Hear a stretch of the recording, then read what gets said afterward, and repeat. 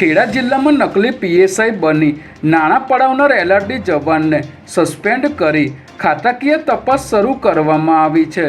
જેમાં નડિયાદ પશ્ચિમ પોલીસ સ્ટેશનના પીઆઈને 2 ઓડિયો ક્લિપ મળી હતી, જેમાં લોકરક્ષક તરીકે ભરતી પામેલા સત્યદીપ ચુડાસમા અમેરિકાના કોઈ રોકીભાઈ સાથે ગેરકાયદે ધંધાની અને નાણાકીય વ્યવહાર અંગે વાત કરતા હતા, જેથી આ ઓડિયો ક્લિપની ખરાઈ કરતા તે સત્યદીપનો અવાજ હોવાનું સામે આવ્યું હતું, જેને લઈને સમગ્ર મામલે એસપી રાજેશ ગઢિયાએ પોલીસકર્મી સત્યદીપ ચુડાસમાને સસ્પેન્ડ કરી ખાતાકીય તપાસ શરૂ કરી છે।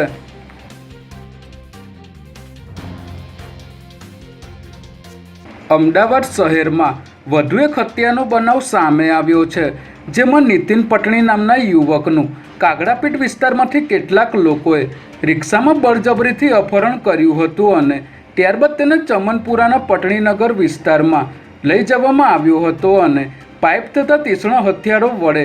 જાહેરમાં તેને માર મારી હત્યા કરવામાં આવી હતી। આ હુમલાખોરોની ઓળખ સતીશ પટણી, વિશાલ દંતાણી, મહેશ પટણી, રાજ ઉર્ફે સેસુ તેમજ બાવા અને સાજન તરીકે ઓળખાતા 2 અન્ય લોકો તરીકે થઈ છે, ત્યારે પોલીસે અલગ અલગ ટીમો બનાવી આરોપીઓને ઝડપી લેવા ચક્રો ગતિમાન કર્યા છે।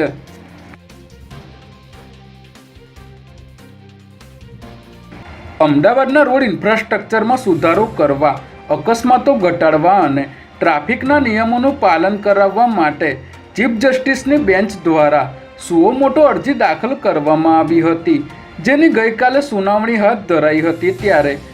આ સુનાવણીમાં સરકારી વકીલે કોર્ટને જણાવ્યું હતું કે સ્ટેટ ટ્રાફિક બ્રાન્ચ દ્વારા રાજ્યમાં કુલ 1315 ટ્રાફિક કર્મચારીઓની જરૂરિયાત છે, જેથી આગામી સમયમાં આ જગ્યાઓ માટે સીધી ભરતીની જાહેરાત બહાર પાડવામાં આવશે, જેમાં 200 ટ્રાફિક કોન્સ્ટેબલ અમદાવાદ શહેરને ફાળવવામાં આવશે।